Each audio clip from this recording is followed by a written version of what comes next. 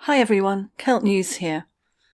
Well, I said that I would address the contradictions between one lot of news and another lot of news.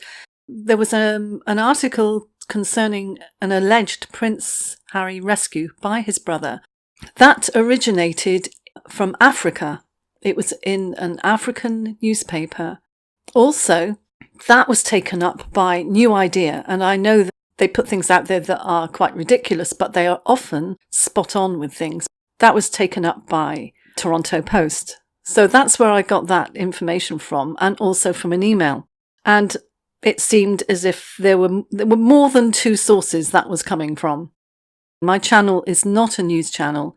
It is a channel to discuss the news. So one day I might change the title of my channel. The meeting in Florida, I know that people are saying there are no photos. There's nothing to prove it. I think they were there. What I'm hearing is that Harry is still not good, still not in a good mental state at all.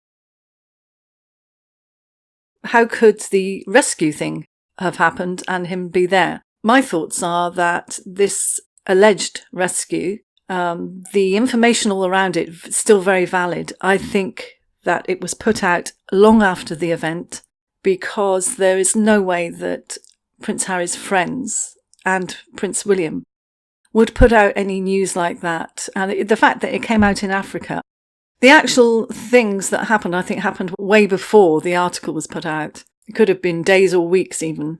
If he had been that unwell in bed, it's not unknown to pick yourself up and actually try and do things. All I know is that article was put out there about his contact with his friends and his brother and him wanting to go back. And yeah, he probably did want to go home then. And maybe Meghan convinced him, you don't need to go home. You'll be fine. Have a green juice. Come and do this speech. It was said that Harry didn't want to do any speeches or he didn't want to actually do any social events. But that could have been weeks ago. But then we've got other people saying, I won't believe about the meeting until I see photos and evidence. I'm just taking things at face value and discussing them. I have heard that he is still not in a good place. And this piece of information here is out there on the web. And it's someone's cousin who was there said that it was overly emotional, rather immature, and the audience were embarrassed for Meghan and Harry, and saying that Prince Harry rambled, like listening to the drunk at the end of the bar was how he put it, saying, this is not an emo crowd, it is a business crowd. Emo and business are not familiar bedfellows.